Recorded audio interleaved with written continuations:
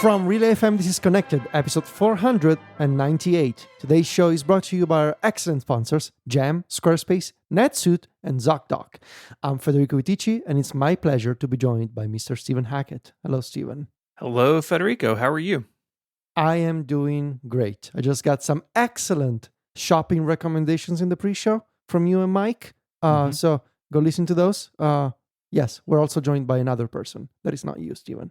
It's not me, but it's Mike Hurley. Hi, Mike. Hello, my name is GetConnectedPro.co. If you would like to hear us talk about backpacks for like 10 minutes. How to spend my money because my backpack broke and I need a new one to travel and stuff. So Federico's bag is a jump scare, so you've got that for you as well. It's not what you would expect.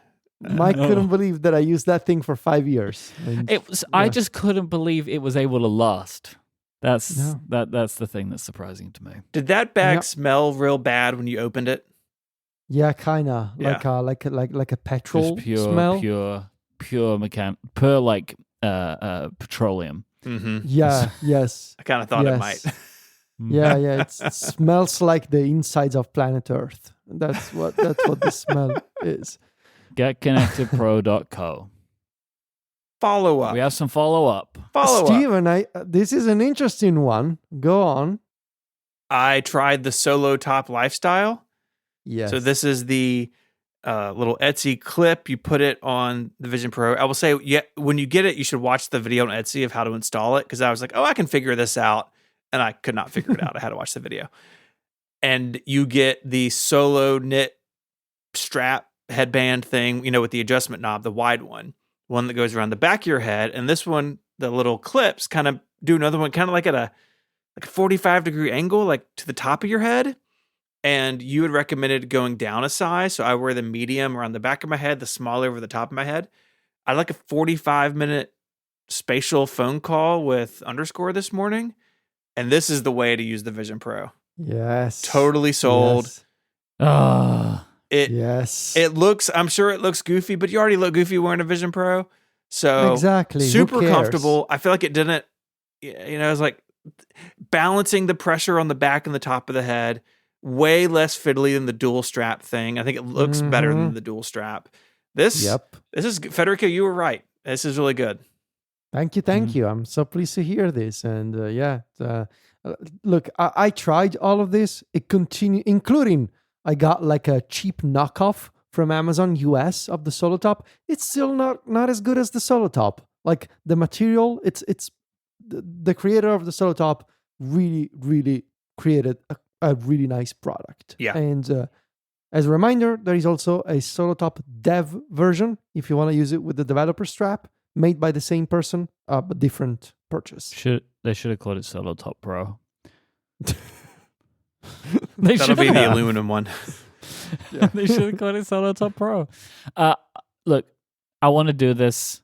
I will do this, but I gotta wait. I'm not gonna do the whole can someone buy me the band and ship it.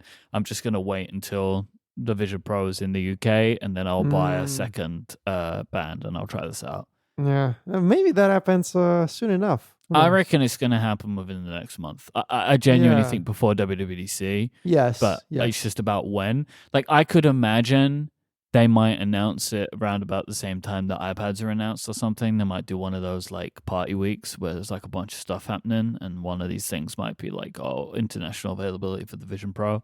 Because I really do think it will be before WWDC, and I feel like it's just a case of when now. Because it does seem like they have the availability, they have stock availability, and so that's not the thing anymore. In my opinion, you can just make it available, and then when they do, I can buy accessories freely, rather than having to try and get a big Apple buddy to ship them.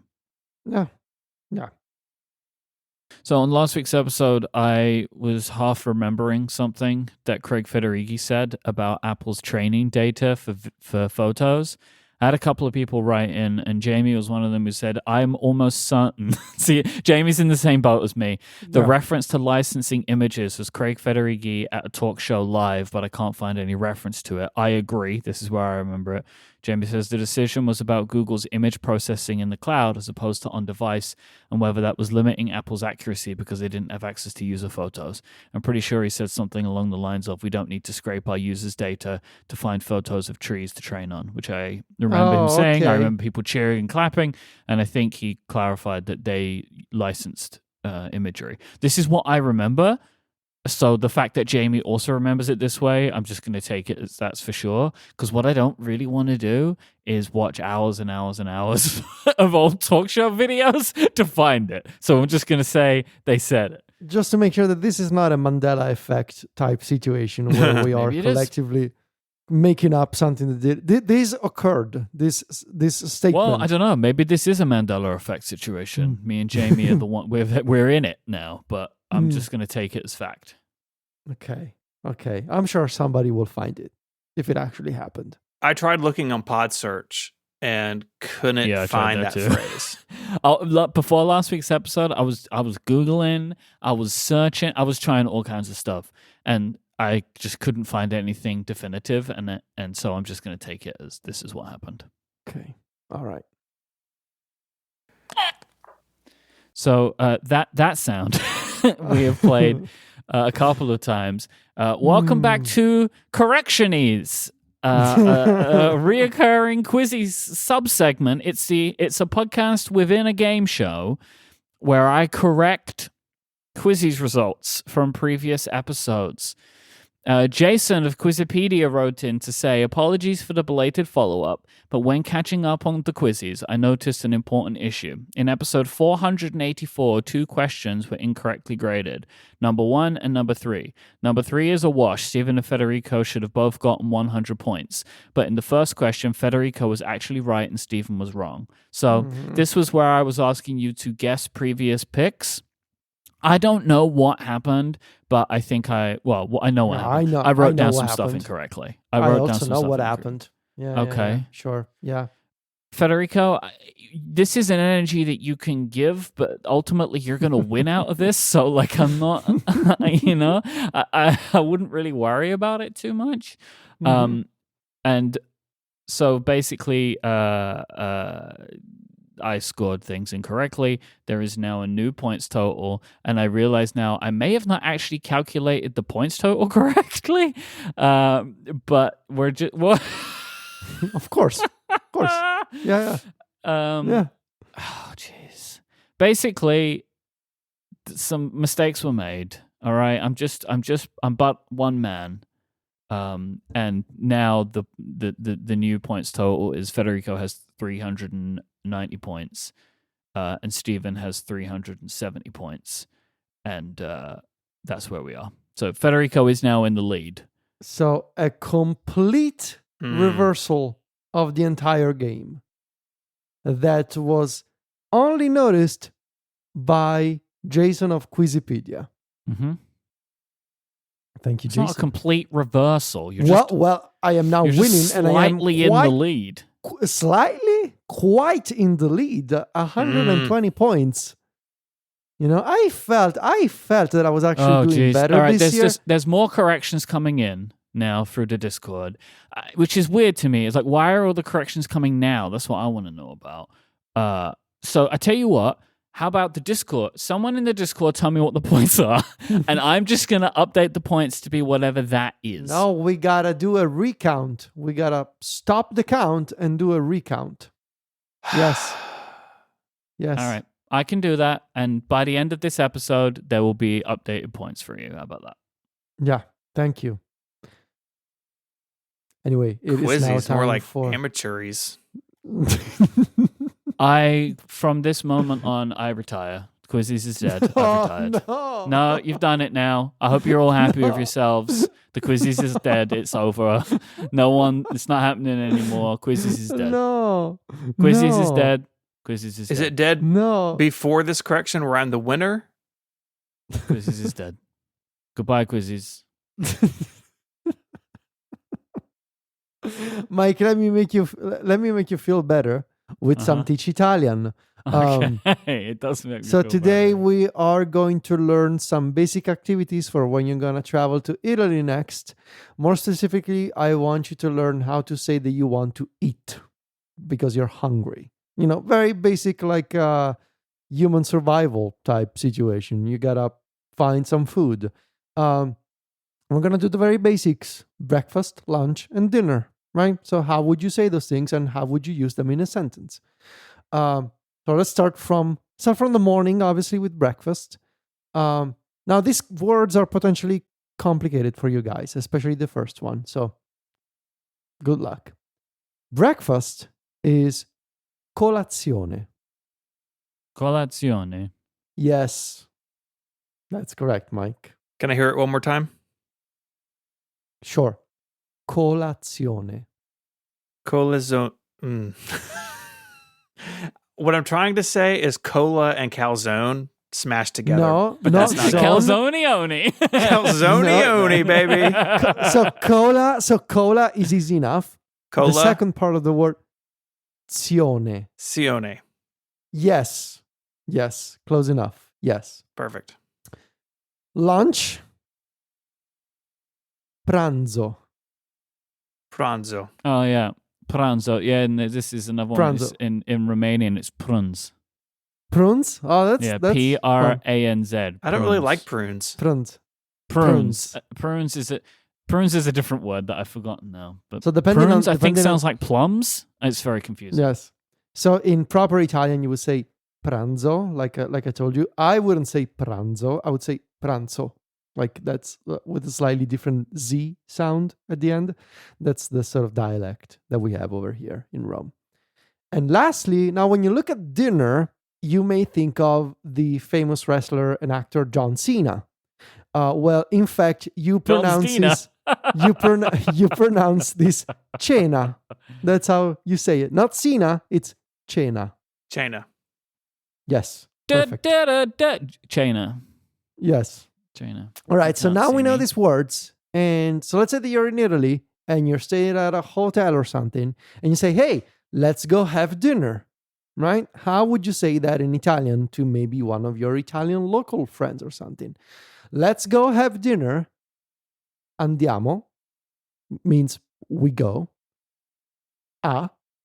To cena.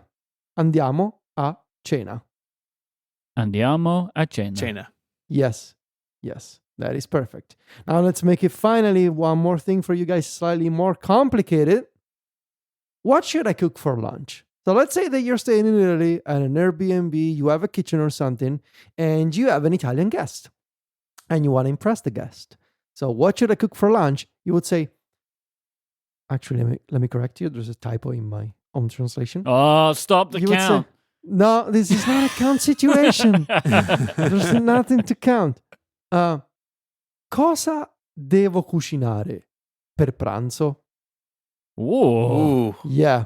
Well, can you So say this that is a- again? Okay, so let me translate. What is cosa? All right, Yeah. the first word. Cosa. Cosa. Should I? Yes. Should I is devo.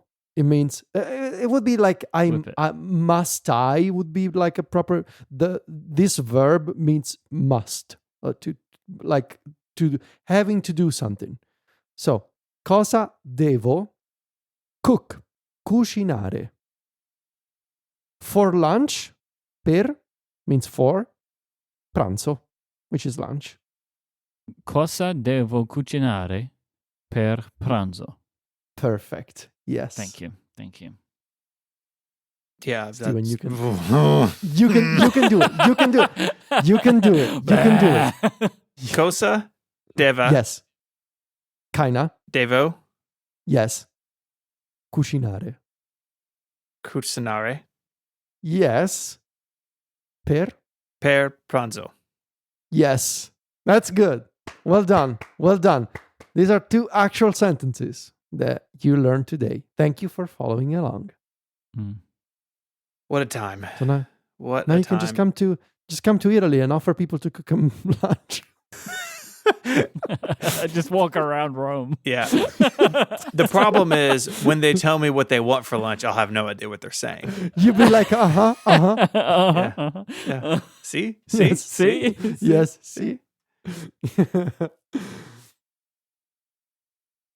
This episode of Connected is brought to you by Jam. If you're a web developer and you work on a team, you'll know that sometimes your teammates send you bug reports with very little context, like maybe just a text description with no screenshot, console logs, or even a user ID.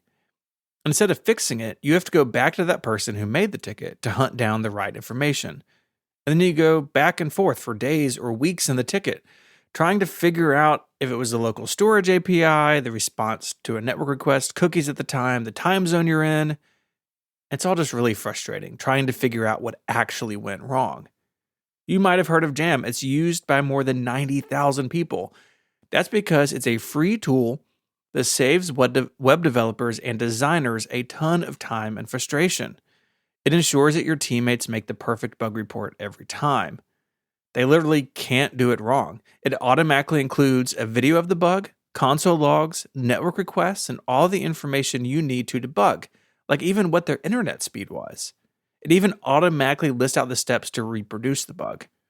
And it's easy to get your teammates to use this because it's just a Chrome extension. When they see a bug, they just click a button, and right away it creates a ticket in your issue tracker. So it saves time for them, and it saves you a lot of time hopping on calls and meetings to debug. If you're a web developer and you would rather spend your time writing code than responding to comments in your issue tracker, send your team to jam.dev. That's jam.dev, jam.dev, or click the link in the show notes. Our thanks to Jam for the support of Connected and Relay FM. So there's currently some game emulation drama going on the App Store. As Apple revealed, was it last week that they updated the developer guidelines for the App Store? We spoke about it last week, so it happened. We spoke about it last week. A few days of that. Yeah.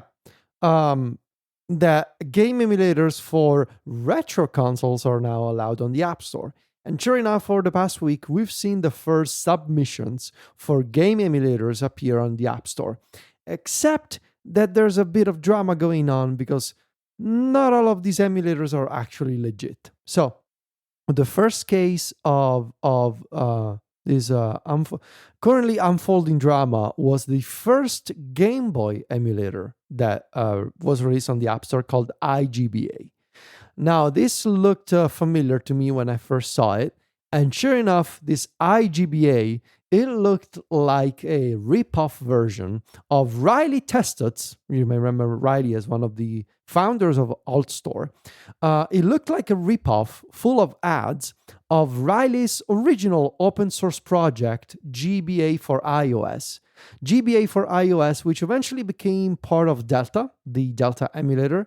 But I remember GBA for iOS as one of the first legit Game Boy Advance emulators for iOS. And this iGBA emulator that was released on the App Store last week was just a ripoff of that open source project.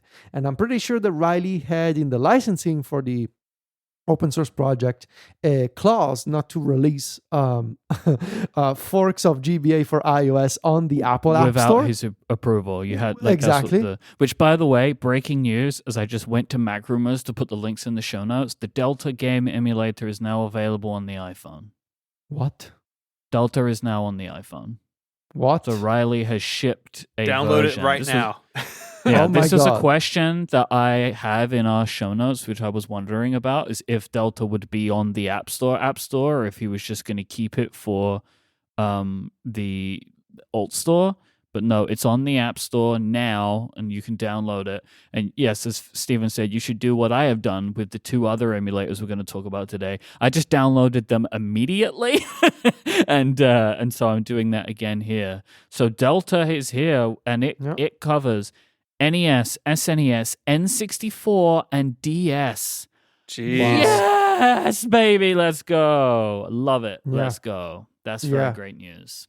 Yeah, so this is legit from Riley, right? This is not I mean, I'm trusting MacRumors, but yes, I'm gonna go ahead and say that this is legit.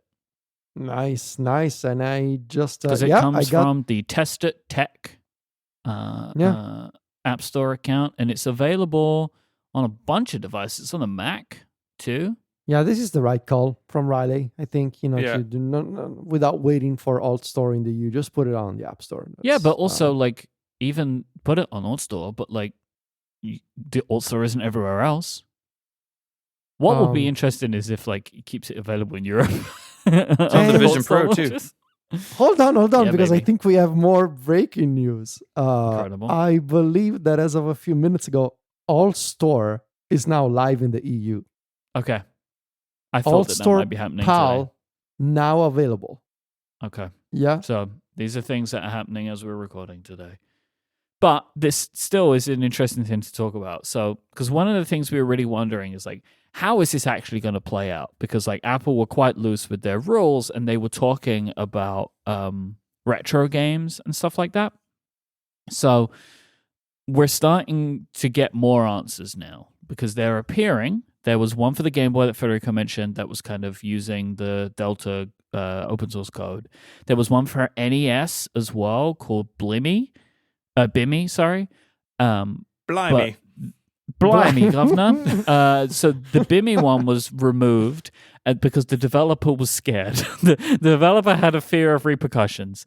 So basically, both emulators appeared, got covered on websites, and went down again. And now Delta, I think, is the third to like come on the scene, and we're assuming won't go away unless there's some kind of legal issue. But because of these removals, it was prompting websites like 9to5 and Mac Rumors to ask Apple to try and give more concrete answers around the way emulators could be handled on the App Store, because there was a lot of questions like who's taking these down, why are they being taken down, are they being taken down because they run ROMs, like what's going on. And I've got a quote here. Apple confirmed to Mac Rumors that emulators on the App Store are permitted to load ROMs downloaded from the web so long as the app is emulating retro console games only. Again, what is retro? We don't know, and I think Apple is going to lean on the ambiguity of that word. Yeah. Right? I think that retro, I'd be surprised if retro is ever defined. Yeah. It's like when you see it type deal. Like we discussed last week, like is the PS1 retro? Probably. Is the PlayStation 2 retro? Probably. Is the PlayStation 3 retro? Like that's where, personally, I would draw the line at the PS3, Xbox 360 era, but we'll see what Apple thinks, I guess. Yep. So we now have them. I think this is interesting. We have a good emulator. I think the question is like, what is going... I really don't know. I feel like I can't foresee what's going to happen here. Like, is this going to be something that everyone is going to be okay with forever? I guess. I mean, that's everyone has been okay with them on PC, on Android, and this is just what's going to happen now. They're also on the iPhone. There seems to be like there has to be this retro thing is the important part, right? And so everyone has to be, as you say, cool with it. Like, there's going to be a certain point. Like, is the Wii U like old enough? GameCube? Like, these are the things that's going to have to happen. Yeah, I think Mike in Discord just wrote something that I think it's totally accurate, like a vibes-based policy. Oh, like yeah. it's a vibe. Like is the Wii U retro? I would say no, because it's, I don't know. Maybe, and look, maybe a simple rule would be anything that is older than 10 years can be or 15 years can be considered retro. I don't know who's going to come up with that definition, but maybe that could be an approach. Like just draw the line at a specific time period, and that's what you can say it's retro. Maybe. Well, I don't think Apple will draw the line at all. They don't want to draw the line. You don't want to put this in writing, right? Yeah. To be like everything from this book. Because again, I feel convinced that they are going to do everything that they possibly can to stay out of this, right? Which comes down to that thing of like, you have to own the ROMs. That's what they're saying, right? Essentially, that has to be your property. Well, everybody knows that it's not, but that's just what Apple's going to say. It was like, well, you signed up to the rules, And our rules said you needed to own the intellectual property of the games that go in your emulator. Which, like, there is a scenario in which such a thing could exist, right? Nintendo could put this on the store, and it's essentially emulating a console, right? Or like Apple could make an emulator for classic Mac and put it on the App Store if they wanted to, right? Like, they own that IP. So when Nintendo, if Nintendo come and say, hey, there is a Wii U emulator on the App Store, then Apple goes, here's the contact information for that developer. We wish you the best of luck. Right? And I don't have a problem with that. Like, I think that this is the way it should be done.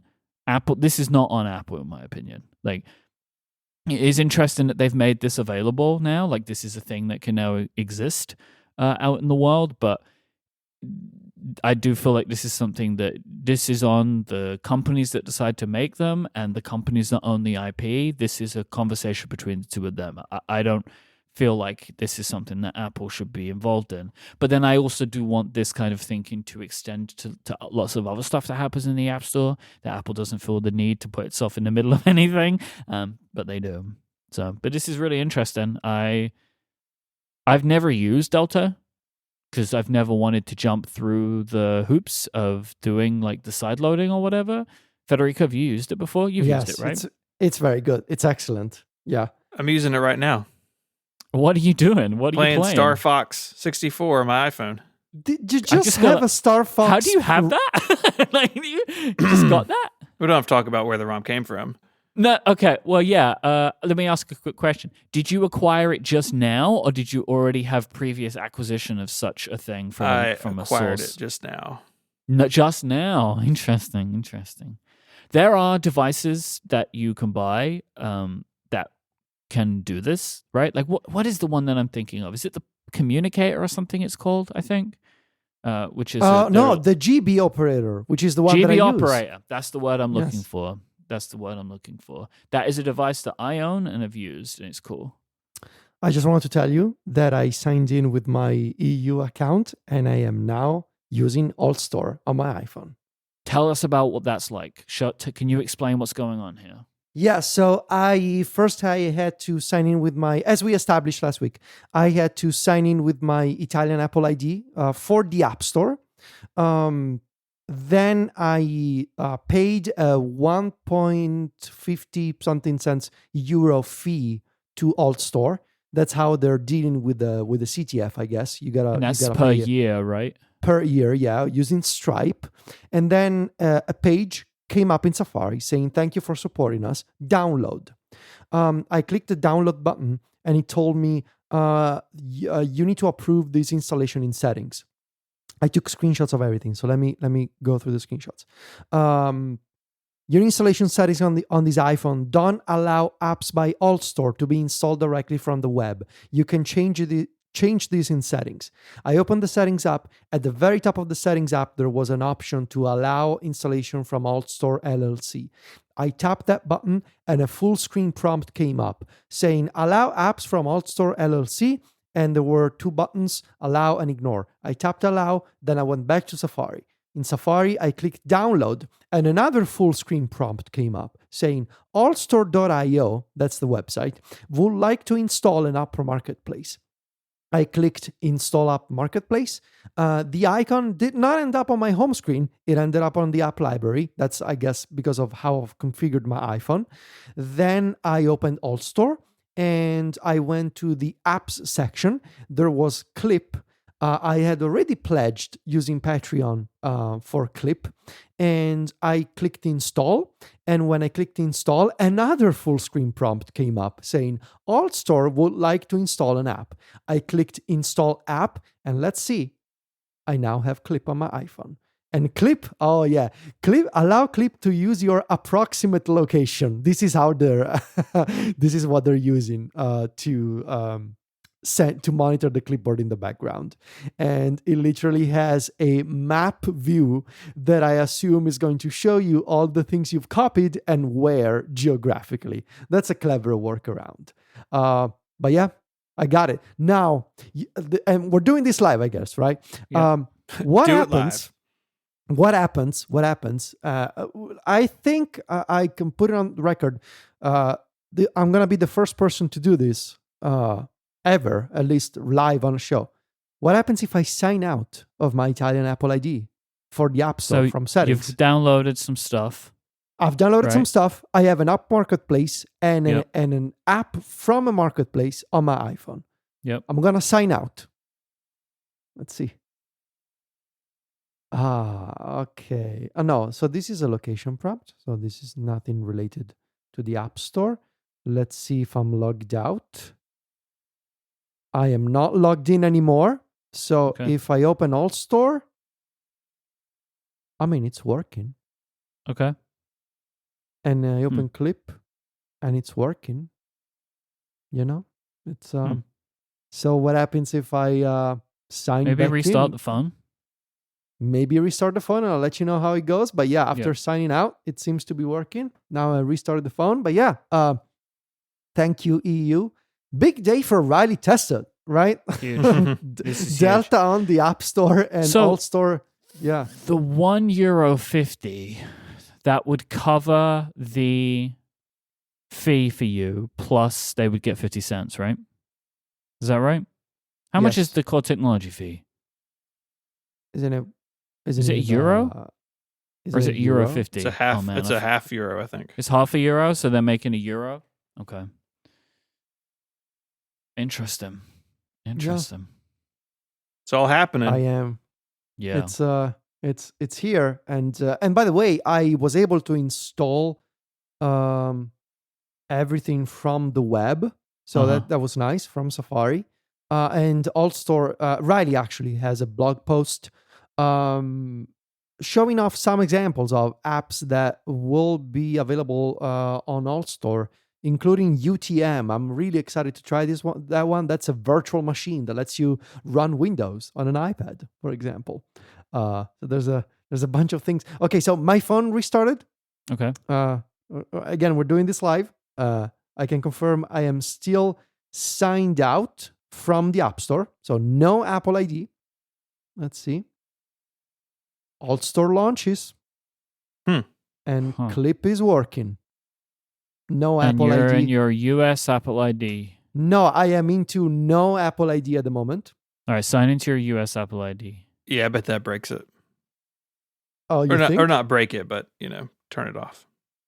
Let's see. Well, we're gonna do this. I'm signing in, and by the way, Clip is now literally monitoring my clipboard in the background. It's crazy to have this sort of feature now. But everything I copy, I get a notification on my phone. I am signed in.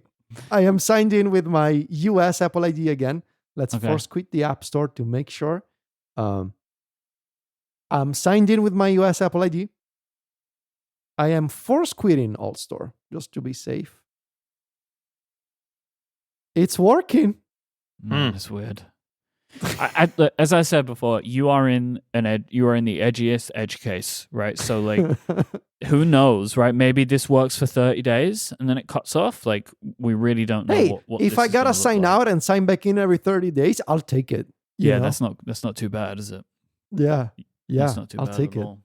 And just as another test, let's see if I'm actually going to macstories.net and I'm copying some text with Just Clip. pops up and it's like, hey, Let's you see, want to copy. Oh my God, it's instant.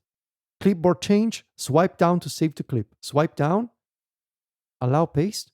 Oh, this is incredible. imagine the world you live in now? Oh my God. God. World with a clipboard manager on an iPhone. I'm going to get so much work done on my phone now. Too bad you can't do it on the iPad. No, he's going to cut an iPhone in half and then he's going to like stick an iPad screen on the iPhone. That's probably what's going to happen. I have never seen this kind. So when you get the notification from Clip, I thought that like you had to swipe down and press a button, but it's not like that. It's something that I've never seen done before. You literally just swipe down the notification, and when you swipe it down, it disappears and it copies. Like it doesn't show you. It doesn't show you any more UI.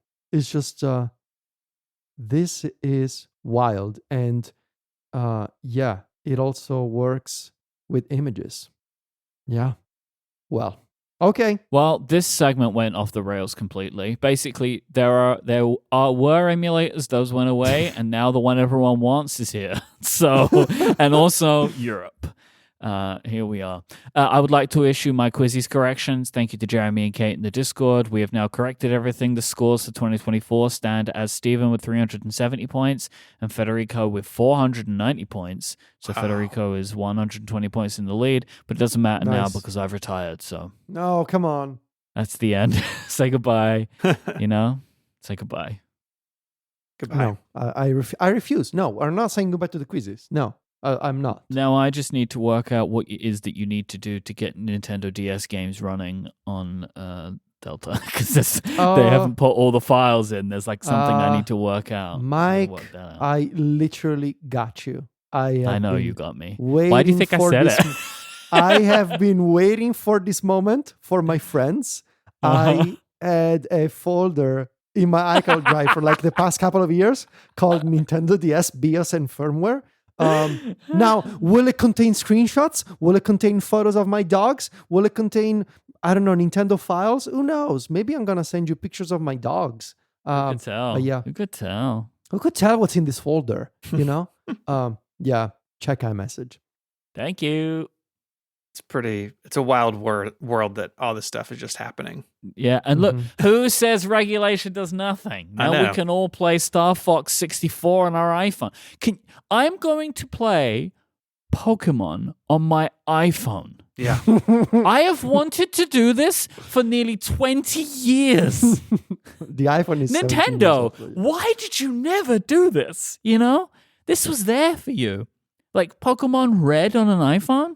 I should have been able to do this before now. Now, thank you to Riley, Now I can do it. Thank you, Riley. Yeah. Did you know that there's a service called Delta Sync that uses Dropbox to sync your stuff? No, I don't know anything about this. Yeah, you can sync your games, save data, save states, and cheats between devices. So Is this an official thing? Yeah, it's in Delta. It's in the Delta settings. I got This some is how bad they're news. making money, maybe? Bad What's news. The bad news? The iPad version of Delta is literally just an iPhone app in the center of the screen. Hilarious. Well, okay.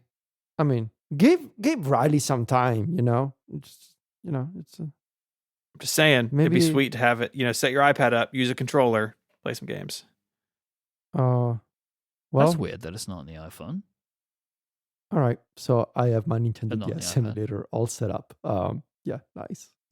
So what I love about Delta, though, for example, to give an example, because I've been following this scene for a long time.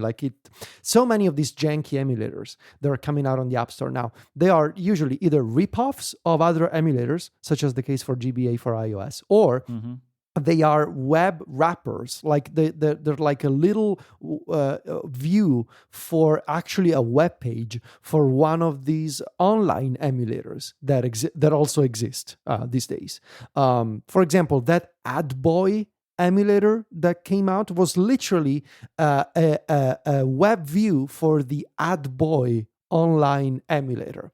Whereas with Delta, you get a proper emulator made by someone who actually developed a GBA emulator before.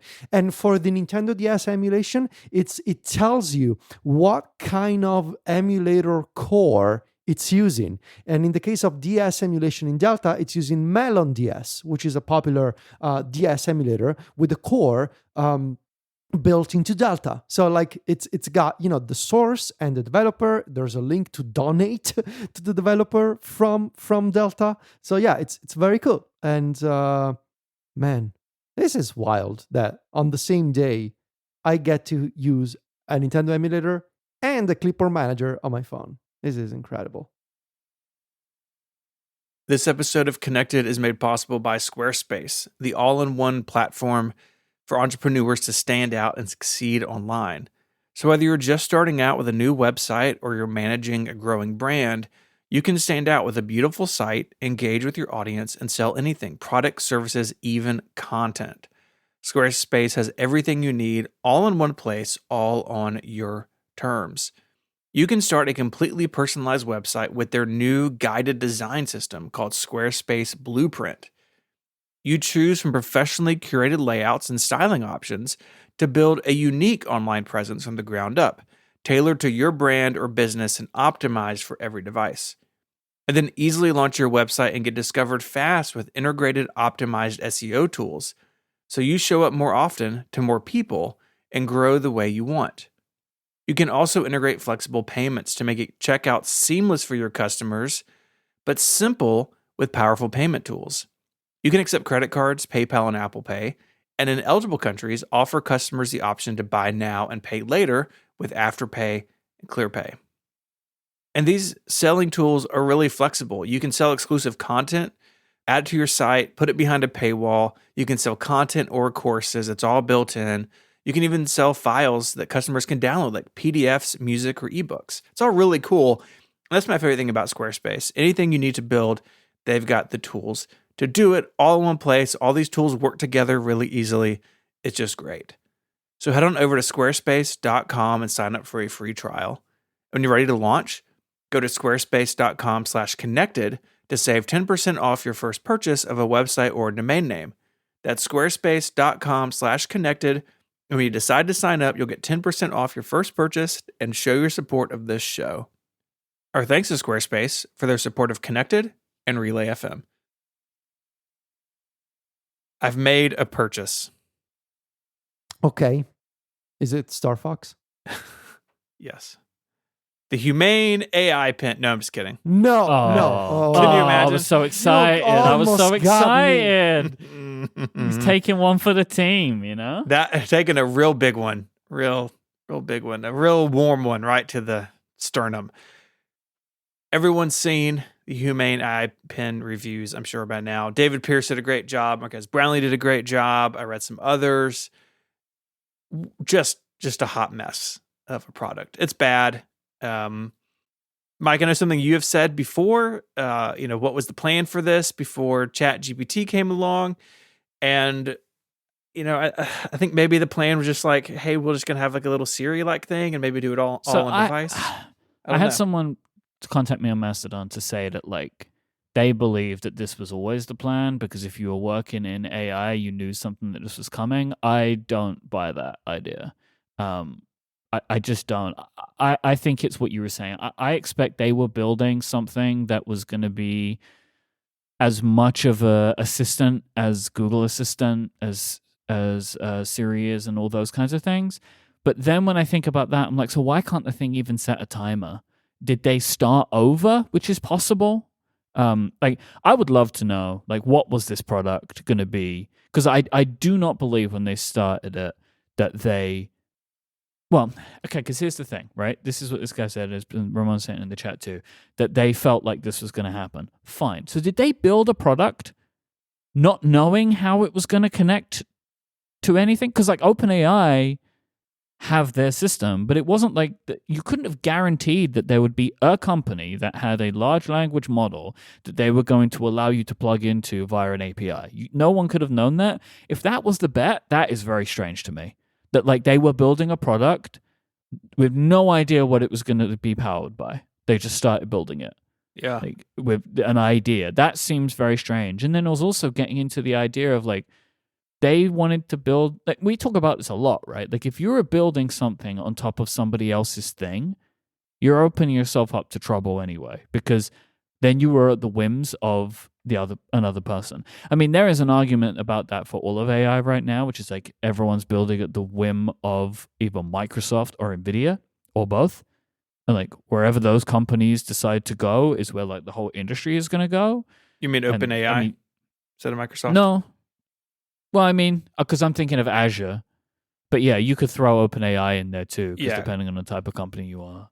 Because like a lot of people use Azure to host their stuff, that's one of the reasons Microsoft and OpenAI work together. Or you could plug into OpenAI and just have like a front end onto ChatGPT, or you're relying on Nvidia to power the data centers. Like this is weird anyway. But anyway, look, whatever it is, this product's obviously bad, and it's bad for a bunch of reasons. Like it's bad that it costs $700. It's bad that it has a monthly subscription fee, and it's bad that it doesn't work. It doesn't work very well. And I also really recommend people listen to the Vergecast as well from last week, because it's just interesting. I like it, and I think we would all enjoy it, and I will enjoy it in the way of just like listening to them debate the score, which is just fun, because David Pierce gave it a 4, but there is an argument that it should have been a 3. And just hearing them argue about a 4 versus a 3, I just find kind of fun in a way. Like that's just like a fun thing for me. But I don't know if I was surprised by the reviews. I do think I expected it to get a little bit more mixed reviews than it did, where the reviews were just universally like, this is bad, you know? I don't know if I necessarily thought we were going to be at that level. What do you guys think? I mean, I was hoping that that the product was gonna be better. I gotta say, I was hoping that obviously that it would that the hardware itself wouldn't get hot on your chest. You know that. Yeah, that was a big for surprise. all products to get warm. The pin that goes on your t-shirt, like that's a very bad product to not fine tune so that it doesn't get hot, uncomfortably so, on your chest. But yeah, like I said it before, like I think this is an interesting form factor, and I would totally buy something from Apple that does this sort of thing. Like all these devices, like the Rabbit R1, the AI Pin. Like I would like to have the Apple version of this in the future that integrates with my ecosystem for all the reasons that you and Jason mentioned on Upgrade. When it comes to the lock-in effect for iOS and Android. It's the reason why I'm intrigued, but ultimately I don't want to buy this product.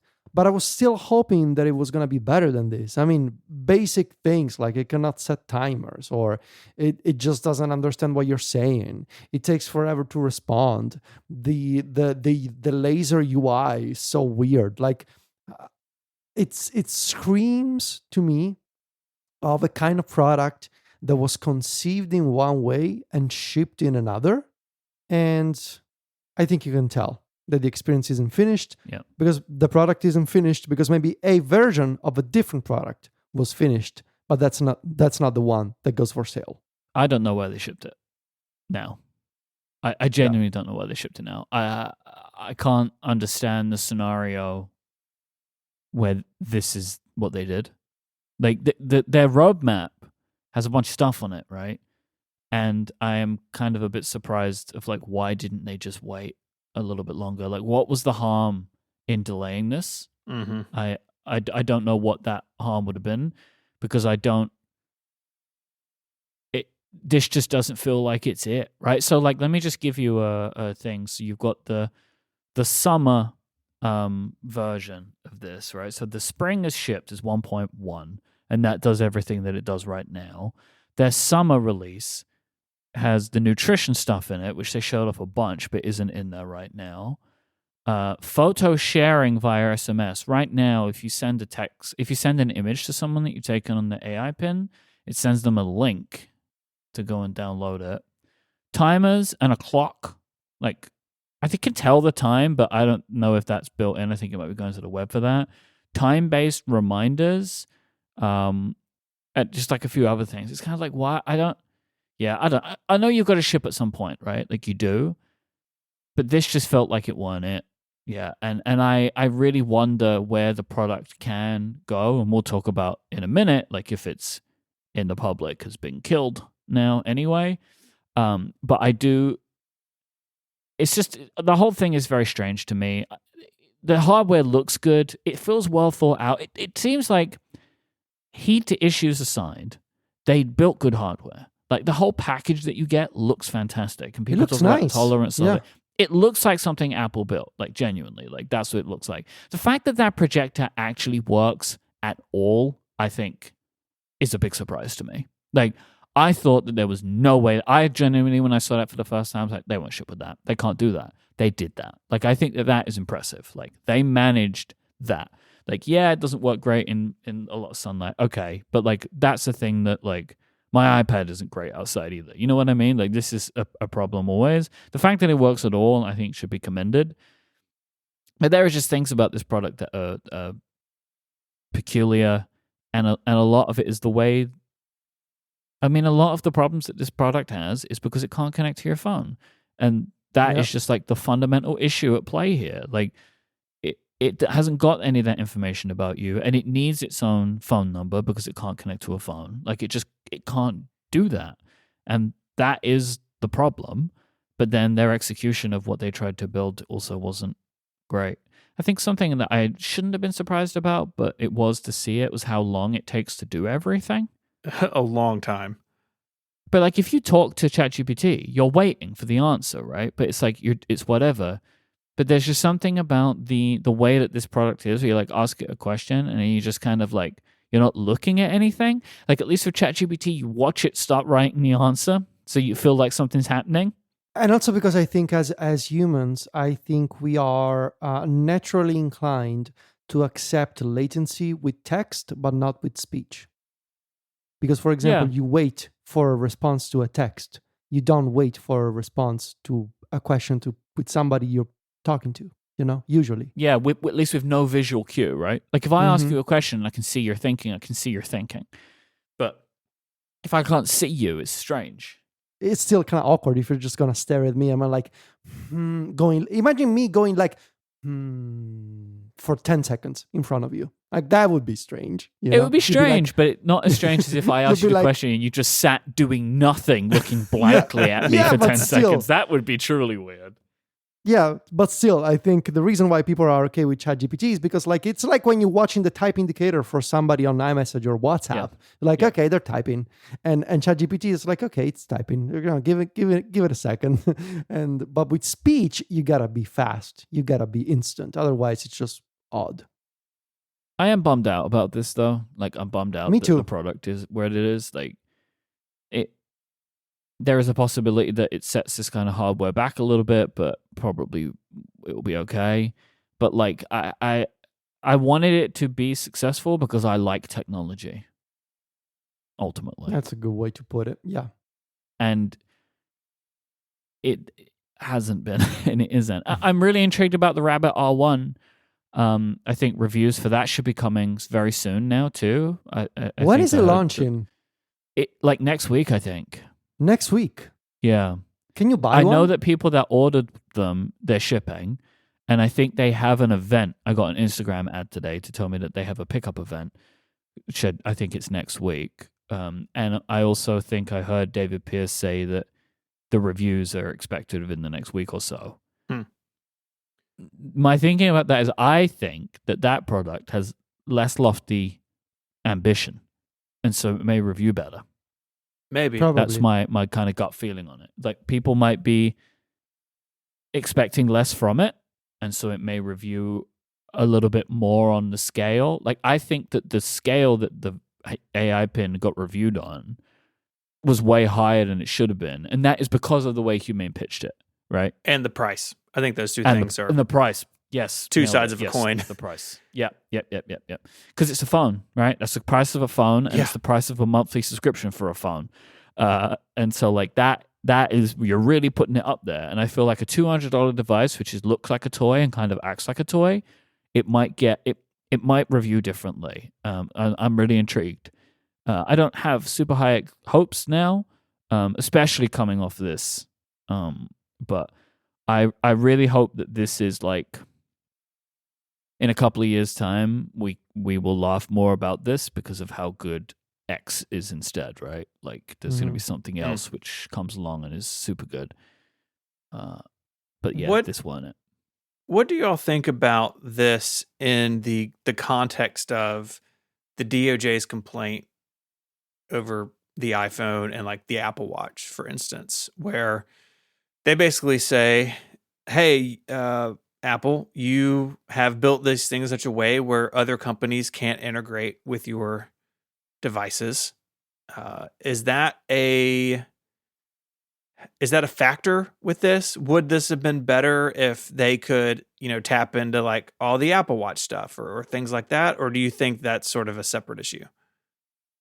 Well, I think this is the I think this is honestly for me like is proving the DOJ's complaint to be more right. Yeah. Mm-hmm. Like Yeah. the smartwatch thing, okay, right? Like I get it, but fine. I mean, they mentioned the smartwatch, but I think it's a broader issue than just that. Yeah, of course. Yeah, like they mentioned a smartwatch because that's what we have, right? Like, and if they're going to try and make a case, they might be able to find evidence to talk about that.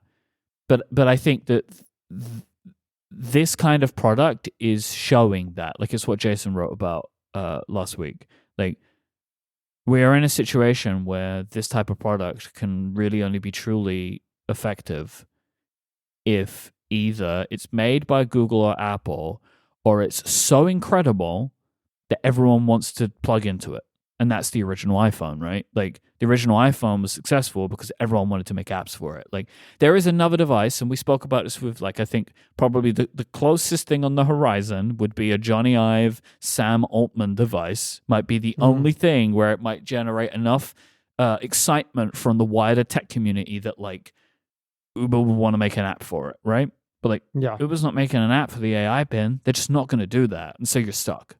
But if this device could connect to my iPhone and could transmit data between the two, it would be infinitely better.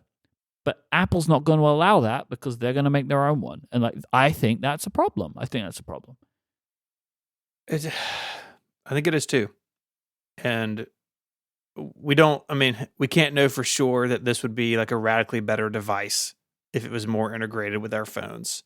I think part of specifically this device, one reason this device is complicated to talk about, because the company behind it, some of those people made the first iPhones, and now they seem to be bent on building a world without the smartphone, which is like a bet that I would never take. Smartphone's hard to win against. But in a world where, the next one of these things that comes along, maybe it's not designed by somebody who is anti-smartphone. They are limited in what they can do. And I don't know if the DOJ suit's the way to fix that, but I think the suit does talk about it in an interesting way. Yeah, it does. So you're not buying one? Not planning on it. I am. I want to play with remaining one so bad. open to the rabbit. Like, yeah, I may be more. I think I'm in the same boat. I think I'm more intrigued by the rabbit. Although it's $200, and if it's fun to play with, then I will enjoy it. Right? Like, I still don't know what I'm gonna I still don't know what I could do with it though. Like that. I don't know. Like no, well, they need to show you that, right? Like that's I guess because I agree with you. I don't know either, but that's what I'm hoping. In the next week or so, someone's going to show me. I mean, and it is kind of funny. Maybe it's going to happen again because on last week's episode, we were like, where are the reviews of the AI pin? And then it came the next day. So maybe tomorrow we're going to find out, Could be. This episode of Connected is brought to you by NetSuite. Quick math. The less your business spends on operations, multiple systems, and delivering your product or service, the more margin you'll have and the more money you get to keep. But with higher expenses on materials, employees, distribution, and borrowing, everything costs more. So to reduce costs and headaches, smart businesses are graduating to NetSuite by Oracle. NetSuite is the #1 cloud financial system, bringing accounting, financial management, inventory, HR, and more into one platform and one source of truth. With NetSuite, you can reduce IT costs because NetSuite lives in the cloud. There's no hardware required on your end, and it can be accessed from anywhere. You cut the cost of maintaining multiple systems because you've got one unified business management suite. You improve efficiency by bringing all your major businesses' processes into one platform, slashing manual tasks and errors. Over 37,000 companies have already made the move. So do the math, and you'll see how you'll profit with NetSuite. It's really important to find ways to cut costs and boost business performance right now. And I know as someone with a company that used to have a lot of manual tasks, we're moving data between systems manually. That's like the road to pain. You will have errors. You will make mistakes. And NetSuite can help you out with those things. By popular demand, they have extended their one-of-a-kind flexible financing program. It's only available for a few weeks, so you want to head over to netsuite.com/connected. That's NETSUITE, netsuite.com/connected. Our thanks to NetSuite for their support of the show and Relay FM. The most unfortunate thing for Humane here is that there is a really big story about their product, but it's got nothing to do with their product. All of the internet now is talking about Marques Brownlee, MKBHD's review of the product. I mean, it really just seemed to stem from a tweet that someone posted, and they're just like, you shouldn't publish reviews that are so negative you could kill companies, essentially.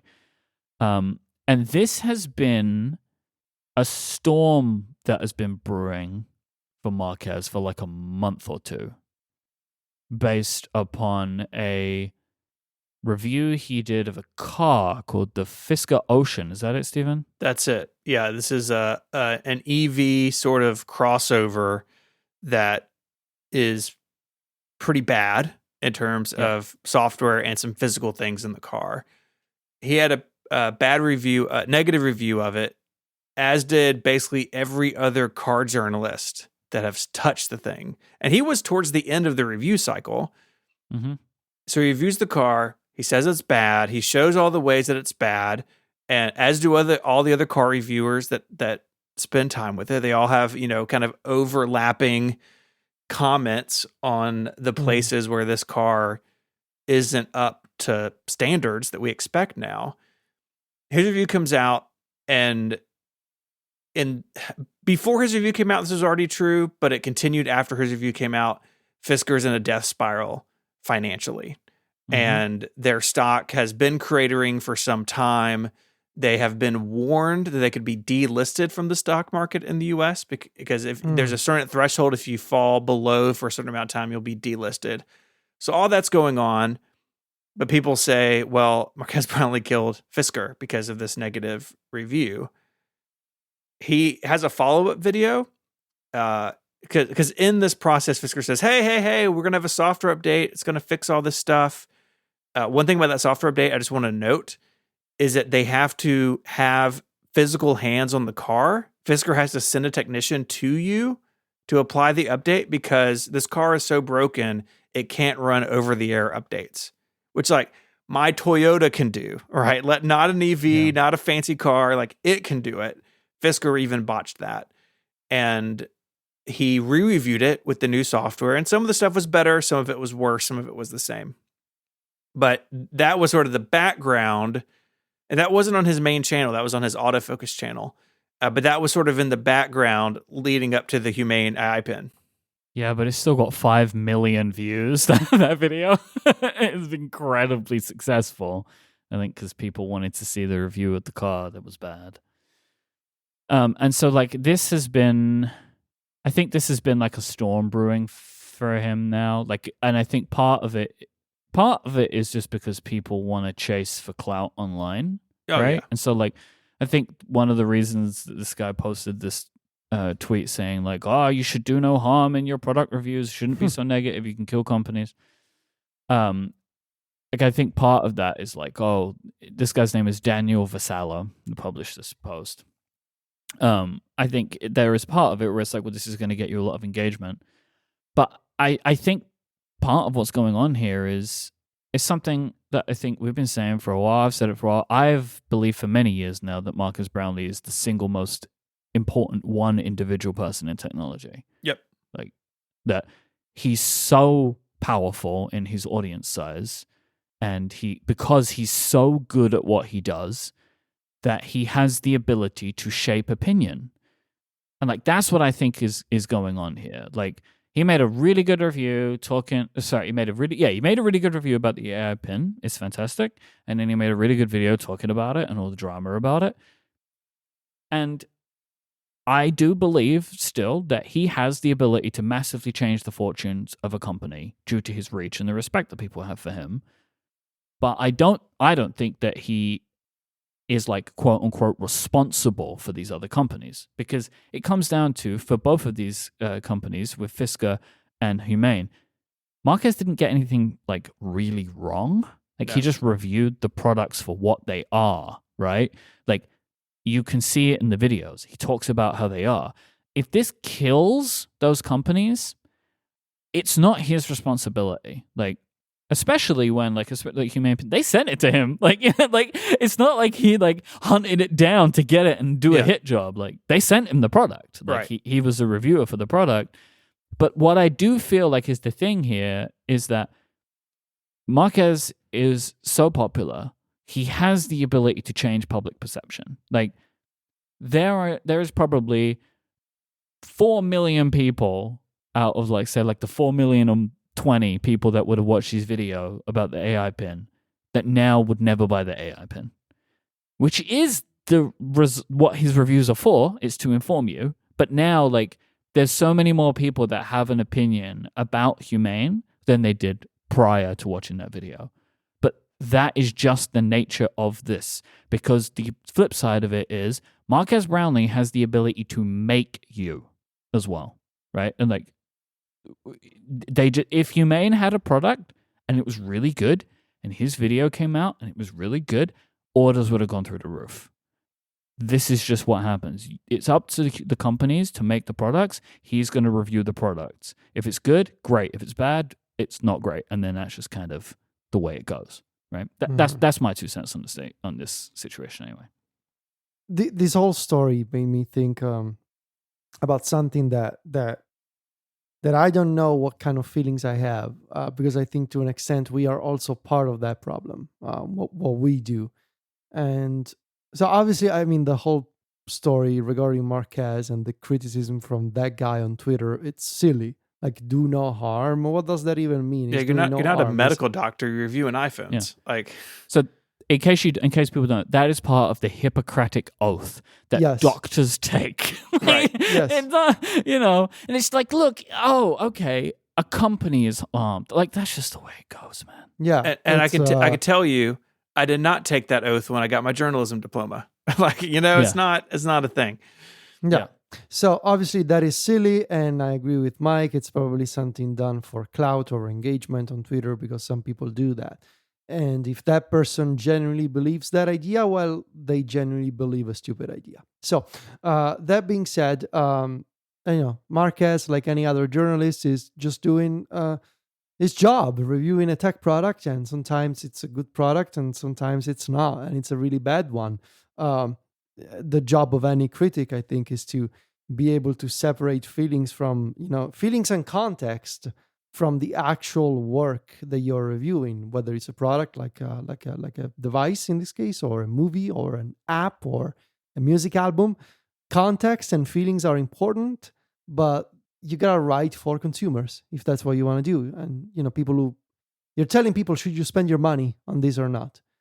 But this whole story made me think that we live in such fascinating times now, and it's kind of scary. I mean, what I'm about to say is probably so obvious that like most people will react by saying, Tichy, why are you even saying these things? Duh.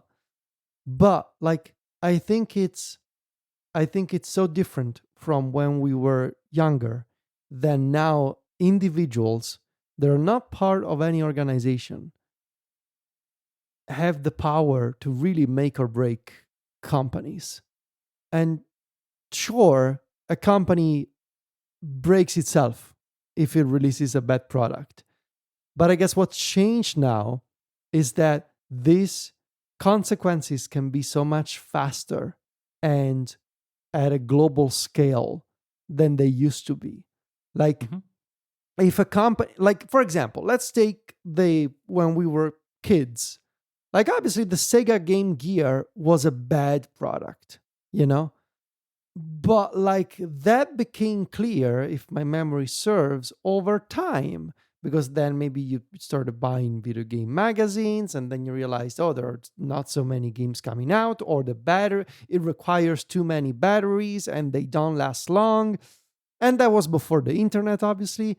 There was no NKBHD for the Sega Game Gear in the 90s telling you, hey, you shouldn't buy this thing, So now the consequences of these reviews from online creators are massive and immediate. And I think that is kind of scary. Like if you are, like Mike, you make products. Mm-hmm. Imagine if somebody with the scale of MKBHD makes a video that says, hey, these notebooks, they suck. They're terrible. Mm-hmm. You shouldn't buy them. You would face immediate consequences from that video. And I think that's kind of scary. I mean, it is scary. I mean, it's scary that someone could just make that video and they're wrong, right? Like, that's the scary part. I have to believe that people would be honest. I mean, and if someone's honest, if someone is making a like they're being truthful in their product review, I would feel confident because I think the products are good. But if there are things that I know aren't good about them, then they're going to explain them. They're going to show them, and then that's just on me, right? Like if there was some like fatal flaw where like once you got to the 10th page of our notebooks, all the pages fell out, like I would know about that, you know? I guess what concerns me is, obviously we all like him, MKBHD, because he does great work. But like, if this is how the system works now, let's go beyond MK Marquez. If this is how the system works now, what happens when the next person with the skill of Marquez, and maybe even bigger, I don't know, what happens when that person says something that is just not true? Or what happens if that person uses the platform to personally attack a company or to personally attack somebody who released a product? That's what really concerns me. But I got to believe, because otherwise I can't live my life comfortably, that person won't have success that is either being gained or lost after that point. Like, I hope so. Yeah, you don't get to Marquez's size by being a person like that. Like, what's the long game there, right? You, for 10 years or whatever, you work on the internet, being honest, building a huge audience. And then one day you decide, I'm going to nuke a company from orbit. Like, I just don't know if that's something super feasible. Don't forget, like, because this is what we're dealing with here, but like, it just hasn't worked because it's stupid. People love to cancel people. So, like, what I'm saying is, in this situation where this creator you're talking about decides that they're going to go on a vendetta, they will be canceled over that. Yeah. Like, because that's what people are trying to do to Marquez, right? People want that, like, that's what the clout chasing is. This person who posts these, or the people that post these messages, because it's not just this one guy, but it's this one guy who got popular, right? They are hoping that the internet's going to go, yeah, you're right. Screw that guy. Boo. Yeah. But it didn't happen. And because that's what I genuinely would happen. Like if now look, there is obviously the scenario where someone has been always lying, right? Mm-hmm. But then they are probably not going to get to Marquez's level, or they're going to have a very specific audience that they're just going to have anyway, and it's full of people that already believe the nonsense that person's talking about, right? Like the turn seems unlikely to me. Yeah. So maybe like you're right. I should be more optimistic about this. It's just, I think it's just, thinking back of how I used to read reviews, and I said that we are part of the problem because we also create content, including reviews of stuff on the internet. Yeah. Not at Marquez's scale, but still we do it. But I remember like when I was younger, like it was different, and instead today product recommendations are just so easily accessible that to see a company with the stock price going under after the video, even though the video is totally justified and correct, it is still quite the sight. It's still, wow, like times have really changed, because like that was not possible until a decade ago, and now it is. And so if you're a company, I guess now more than ever, I think, I guess my takeaway here would be, don't release unfinished crap, because the end may happen very quickly for you. Like, it's like, and sometimes maybe you think that what you're releasing is good enough. That's the problem. Maybe whether because you're delusional, or maybe you genuinely believe that your product is great, and maybe you release it thinking, oh, this is so great, and then you realize, oh no, the reviews are tanking my product. And there is also a scenario where, like, and this does happen, we've all experienced this. You don't know what's wrong. Like, Maybe people use the thing differently than what you expected because you made it with your mind, and then like that can happen too. I don't think that's what happened in the case of the AI pin, because there are just things that don't work about it. But there are other types of like, for example, in the video that Marquez made talking about this review, he references a Razer phone, and that the Razer phone, he like said, had like a very bad vibration motor in it. And then in the second version, they fixed that, and they said to him, like, "Hey, look, we fixed this." Yeah. That could have just been a scenario that a vibration motor was a low priority for Razer. You know, it's just that you can't necessarily understand exactly how people are going to approach and deal with the thing that you've made. Like, I think a thing that you're bumping up against in talking about this, Federico, is the thing that I'm also seeing people talk about, which is like, individuals have too much power. What we really need is impact for newspapers and media organizations. Like, I just got to say, I don't know what that is, honestly. Like, what, like a media organization can't also have a point of view that could be biased in one way or another? Like, everybody has biases. There's an example in this case. So in the fall, Time Magazine awarded the Humane AI Pin the best invention of 2023. Time co-chair and owners Mark and Lynn Binoff, investors in Humane. Yeah. So you're using your magazine to prop up one of your investments. And I'm not saying individual creators can't do that too, but just because you are, I mean, it's Time Magazine. Like, just because you're a big, known name doesn't mean you also can't do bad things. Yep. Yeah, that is true. That is true. And the last thing I want to say is that maybe I think a lot of companies make the mistakes that they want to try and be the next Apple, not just in terms of aesthetic, but in terms of secretive vibe. And I don't think it's serving them well. I think if Humane, instead of trying to be all fancy and Apple-like with a secret product that nobody had seen before, if they had been a little more open and less cagey and less like we want to be the next Johnny Ive in a secret room, sort of blessing you with this product from the sky, I think it would have served them better to be more open and understand maybe some of the feedback up front. So there's a reason why Apple can be Apple, and there's a reason why Apple can be secretive. That those reasons, they don't necessarily apply to other startups. I would also just like to give an in memoriam segment for the word honest. This is my honest review. No money was exchanged. You guys know me. You'll know me. I get upset with the way that people use words and phrases. Yes. Honest is one of them. Like, if you say, "This is my honest review," what you're saying is every time you don't say that, you're lying. This is your dishonest saying review. it. Stop it. No, why does everyone have to say, "Guys, this is my honest review about this product"? Like, why do you need to do that? Just say it. Just say it. Just say it.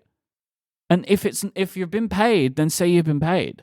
That, like, there is this inherent thought online now that if you say anything positive without saying "this is my honest review," you've been paid for it. And no one ever gets paid by any of these technology companies to publish reviews anyway. It drives me mad. You disagree with me, Stephen? This is my honest review. I don't disagree with you, but I think one reason it does get said is that you can't guarantee everyone who watches your video knows you. And if someone is just searching Humane AI Pin and they come across a review from Marquez Brownlee, now he's got a bajillion subscribers, right? But not everyone who watches subscribes or knows him or pays attention. I think you're kind of saying it as a cover your rear in case people don't know who you are.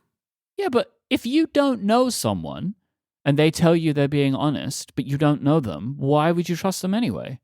Like if you're so mistrusting that you will believe that people are lying to you just because you clicked on a video, why would them saying, "Oh, I'm being honest"? Why would you believe? I think that you're they're just honest? getting worked up over something that doesn't really. I am. No, I am. So, I am. I think Aaron in Discord said something that absolutely tracks with me. Aaron says that this happens a lot. Like it's a very common sentiment, like in the gaming Yes. community and in gaming reviews. This is something that I agree.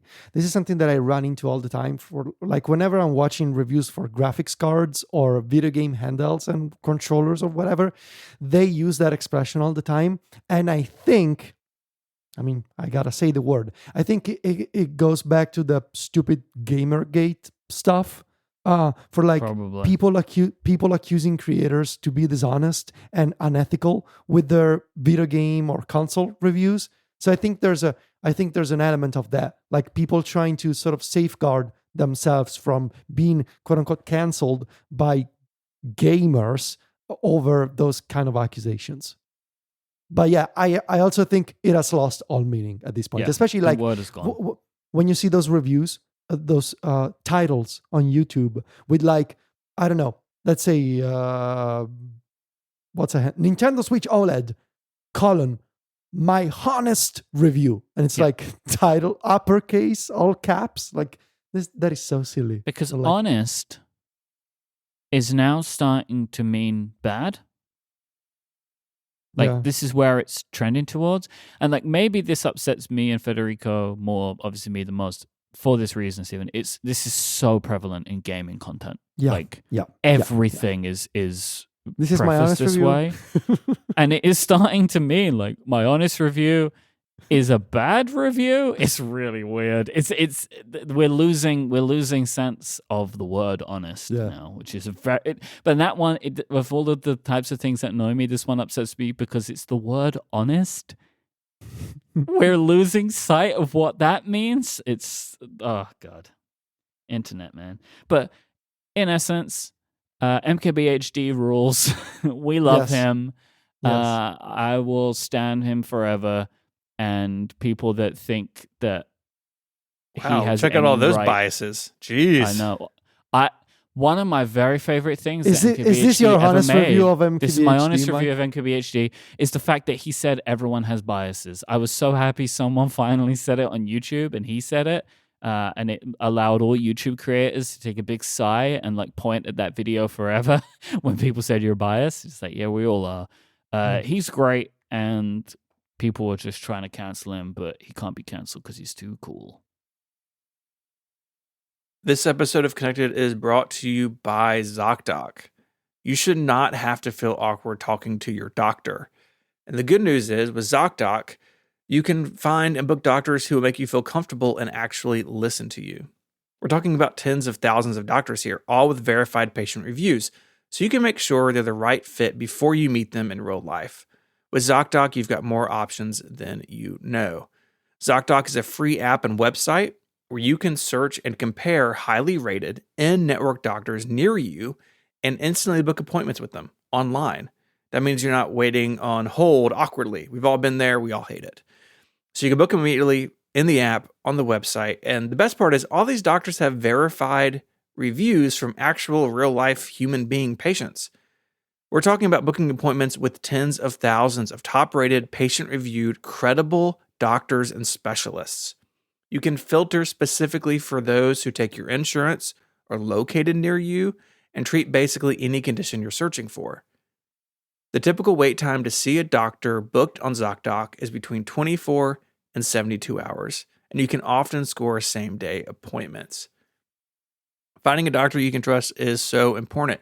Maybe you've moved, maybe your circumstances have changed, maybe who you were seeing retired. I've had that happen before. And going to ZocDoc, finding a new doctor makes it really easy, and you can have confidence you're making a good decision. So go to ZocDoc.com/connected to download their app for free. Then find and book a top-rated doctor today. That's ZocDoc, ZocDoc. ZocDoc.com/connected. Our thanks to ZocDoc for supporting Connected as well as Relay FM. As promised, we are here to judge the EUies, which were picks that we made based on changing legislation around the DMA. I think we made a fatal mistake in this game by setting the deadline just a month out or whatever it was. It wasn't. Look, to be fair to us, at the time that we set this, the rules were changing weekly. Yes. Yeah. They basically have stopped changing since we made these picks. Yes. Yes. Because it's come into effect. I think it's too late to, or not necessarily too late, but like it's in effect now. So whatever it is what it is. And there will be a time period in which things will change again, but it's not right now. Yeah. Yeah. So can we just jump ahead and say that we got all wrong? Like, Let's recap our picks, though. Like what we said could change within a month. We had 2 rounds of picks. Federico, what was yours first round? I said the core technology fee is considerably altered, especially for web distribution. Okay. No. Mine was that the member of good standing language would be removed from the review guidelines. You still got to be a member of good standing. You do. So still got to do it. I picked developers aren't required to use Apple's scary screens for alternate payments. You still have to. Now we move on to round 2. So that was an easy one. Round 2, I said, oh boy, Phil Schiller is replaced as the head of the initiative. The biggest swing here, I think. Yeah. He's still making news. He's still doing stuff. Yeah. I think I read a headline today that said Phil Schiller says he doesn't know if the App Store is profitable. Yeah. Okay. Yeah, I saw that. Okay, Phil. Which is one of these things where I'm like, well, then I have some questions for Phil Schiller. You know what? Isn't he the head of this? Why doesn't he know? Does nobody know? Has no one ever bothered to check? Look, this is the company that made numbers. You know, they're using numbers instead of Excel. Who knows? Who knows what's happening? Let me tell you something. I work with a guy who can do some horrific things in numbers. Oh, I know. It can do stuff. It just, everything's very, very slow. Sometimes I open this number sheet that Gray made, and I'm not kidding, I have to wait like 35 seconds for it to do its calculations. Need a Mac Studio. It's all the maths happening in that document. You know, Too formulas. much maths. Yep, lots of maths. Man. Lots of them. Can I open a potentially spicy sidebar? Oh, please. Ooh, spicy. Give me one. So in this 9 to 5 article about Phil Schiller maybe not knowing if it's profitable. So this comes from a cross-examination where he says, I believe it is profitable. I'm simply saying profit as a specific financial metric is not a report I get and spend time on. It's not how we measure our performance as a team. Sure, Phil. Okay. Yeah. Also in this is a comment that Apple people don't take notes in meetings. And this went around on Threads. This guy on Threads, he worked at Apple for like 4 years and thinks he's we cannot open this can of worms today. We can't do that. That guy's a charlatan and the worst. But what a stupid rule. Write stuff down. No. We all stopped taking notes and learned to just listen and be part of the conversation and remember what we're supposed to do. And that became how we worked. Yeah. Look, no, let me tell you what's actually. So my boy Darius on Threads, I guess, was right about that. The rest of his stuff. No. What they're saying is they don't have meeting minutes because then they can't be put in court. That's what this is. It's like if the minutes exist of the meeting. If they believe that, they wouldn't send emails around saying if we put iMessage on an Android, people will leave the iPhone. Like you can't have it both ways anymore. Apple. They don't do that anymore. I hope not. Right? Although, look, maybe it says they're going back to 1997, so maybe I'm being too cynical. But yeah, okay, I think that's mad. Right? That's madness, right? To not take notes in a meeting. I have meetings all the time where I leave them and I'm like, I don't remember anything. You make it a product to solve that problem. So how could you be honest about it? You know? That's true. My honest review of meetings is that there should be notes taken. No, but do you have this? Like I had a meeting with my accountant a couple of days ago and I don't remember anything. I left and was like, I don't remember anything. You should The write great stuff thing down. was someone, well, yeah, but even then, like you write down and you're like, oh, some things are too high in the sky for me. You know what I mean? Like talking to accountants, like I don't understand what's happening. But the good thing was there was somebody that was on Zoom for that meeting. So the meeting was recorded so I could watch it back and remind myself of what was said, which I think that's very cool. But anyway. This could have been solved if you had some sort of pin on your chest that was just listening all the time. Or a pendant. Have you seen the pendant? Oh, yeah, we can't talk about that today. I think the pendant's awesome. For what? I think it's a great idea. If I'm having a meeting with you and something can just transcribe the meeting and give me summary at the end, I think that's a great idea. I just want that, but like for everyday life, like for things my girlfriend tells me to do. Like, is that I think that thing can do that. You can press and say, like, remind me of doing this, and then you're good. Really? Yeah. I like that. That pendant's $99 as well. Like this is called by a company called Limitless, which used to be called Rewind. Yes. By the way. Wait, yeah. Limitless is also the name of Casey's company. No, Casey's company's name is Limitless. Yes. Yeah. It's also the name of a really bad movie. I liked that movie at the time. It probably isn't good now. I don't think it holds up. No. It's Bradley Cooper taking ecstasy to become a superhero, right? It's that. He wanted to unlock the other 90% of his brain. Sure. And anyway, that's what Limitless does for you. It unlocks the other 90% of your brain. We were scoring. What? Oh, yeah, Sheila doesn't take notes. Yeah, I don't know about this, to be honest. This note-taking thing, I'm not sure if I fully believe it. Okay. If you go to relay.fm/connected, there's a feedback form. You can make it anonymous. Tell us if people take notes at Apple now, or if this is just a thing from the 90s that Phil Schiller and Michael Darius still text about. Yeah, please. Look, you can be anonymous. Why do you keep mentioning him? Yeah, you've got to stop. You got to stop doing that. This is I don't want to bring this vendetta to this podcast. Where were we? I'm going to invite him on. Come on. No, stop it. Mike, your round 2 pick. We still have to finish this. Yeah, we haven't done yet. Core technology fee removed for fully free applications. Yeah, no. No. In fact, Federico just paid his part just earlier today. I literally just did. I like that. I played my part. Like he salutes to the AltStore. Yep. That's right. There you go. Changes to rules about apps being installed from an alternate source. First of all, I can't believe y'all let me make this a pick. It's so broad. It's like any change. This exact text. Here's the thing. Because of this, I went back and listened this morning to the previous pick. And what we were talking about was the idea that, like, if you downloaded it, say you downloaded the Facebook app from the App Store, and then you went to AltStore and wanted to download the Facebook app from the AltStore, that, like, you have to delete one to install the other and they don't go over each other. That's kind of what we were talking about. I agree that this was like a weird thing, but it is that's what we were talking about. What you were talking about is that idea of like, if you install an app from an alternate source, you have to like treat it as if it's a brand new application. Nothing can be shared between the two. That's what your pick was.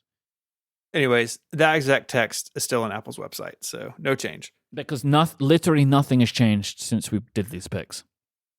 There have been no more amendments. No. So I would like to make a suggestion. Okay. We whole cloth kick this down the road by 6 months. So we just the take middle these of picks, October, we try this again. We take these picks completely as they are. Okay. We put them in the freezer. 6 months in the future, where are we? Yeah, you're probably right. All right, I'm making a task. Rescore EUies. He's making a task. Making a task. I'm going to make it due for... He's saving it twice if it's in things because he can't repeat the reminder. Wow. Stephen Hackett's doing So we're going to do it. I'm actually out of town that 1 week. So I set it for the 3rd week of October. 3rd week of October. We'll revisit. Stephen is remembering the milk. Oh man. Well, He sees you when you're asleep. He's friends with Michael Darius. He doesn't take any notes. yeah, I'm too powerful for notes. Can't be contained. I take notes on everything. Maybe I'm just old Yeah. and forget No. things. No, you're an effective person. Yeah, I So run you take notes. 2 companies, you know? Yes. You I'm making keep a widgets over here. notebook in I'm your not making pocket. widgets. You take notes because people that want to get things done, they take notes. No matter Yeah. how you take them, but you just got to take them because look, that's too many meetings you have to have otherwise. But also, Phil Schiller, all he's doing is meetings, right? Like, that's all he's doing. He isn't. Mhm. Is he getting all down in the weeds? He just says some stuff, and everybody else has to go and do it. That's I right. expect everybody leaves a room after talking to Phil Schiller and immediately starts putting things in their phone, right? They like leave the door and like, oh my God. And they try and remember everything that they were speaking about and take the notes of that because Phil won't allow them to take notes when they're in the room with him. Yeah. All right. Let us know, Apple employees, how this works in real life. I think that does it for this week's episode of Connected. What a ride. I mean, Yeah. what a ride.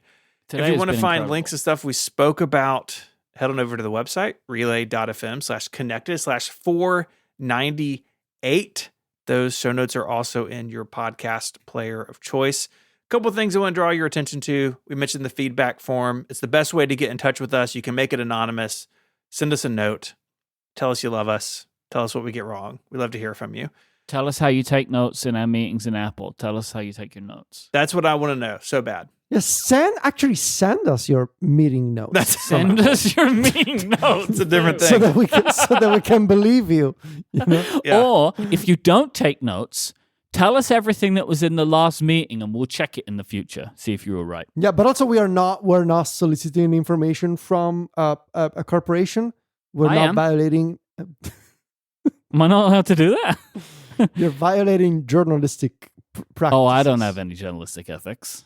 No, okay, cool. Yeah. It's about I'm an ethics and entertainer. feedback journalism. I actually don't have any ethics. So there you go. Wow. None. Life is easier that way. Yeah. Wow. It's way easier. Ethics, schmethics. If you want to become a member and support our crooked ways, you get Wait, Connected no, you Pro. can't. Didn't you take an oath? Like you put your hand on the Chicago style guide, raise your other hand to the sky. AP style guide, Chicago style guide. Get out of my face. Federico, you're the Chicago because of John. And Yes. Stephen is the Memphis style guide. AP style The guide. Memphis. Although I have been writing with the Oxford comma some, and it's weird. Why have you been doing that? Oh, because of Because it's the underscore? right, Because of underscore. Because it's the Oh, right way to do it. I love that someone can finally make you use it because I failed. That I could not. There was a time, Federico, where Stephen removed an Oxford comma from one of my descriptions, and I was Ooh, very that's- upset. That was is very- right. Now I just upset silently about fix that. typos. Yeah, that's fine. Typos, that's all good. Everyone needs a good typo fix every now and then. I'm just so happy that like the rule of widget has come down upon you, and now you need to Oxford comma. As we talked about, he gave me the task to come up with a style guide for the company. Okay. And we're having a lot of debates about what that means. Mostly just me and myself. He doesn't care. Yeah, But- you're looking in the mirror and you're like, Yeah. can you do this? Yeah.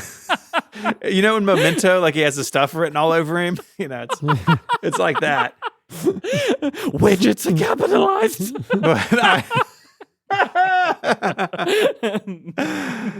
People who think they should stop listening to this show when we start the wrap up, they are fools. Yep. You know? Think of Yeah. the things you miss. People who skip chapters. What's wrong with them? What's the deal with people who skip chapters? I don't You look. know? If you here's what I don't like while we're on this. What I don't like is that there are a couple of apps that let you pre-select chapters to skip. Yeah. That Yeah, I don't is like it. like that is almost like a crime. maybe This is a crime. maybe I start getting around that by like changing the closing chapter name a Changing the little bit names. each time. Yes. So this time I'm going to Every spell chapter closing speaks with, Italian. Every chapter. I'm going to call this one closing, but with a 0 instead of an O. No. Mm. Just you know what you should do. You know what you should use the invisible Unicode character. Just put it at the end. That might actually So break some podcast players. Well, Find one way to find out. has that sort of thing ever stopped you before? Actually, it hasn't. There have been many times where we've done a thing, especially on this show, where we're like, this might break some stuff. I guess it's the only way we'll find out. What if the title was 70 numbers in a row? Would that be a problem? That did break the website. We had to fix that. Well, but it didn't like completely break it. No. We just had to change some way the things are wrapped, you know? Yeah.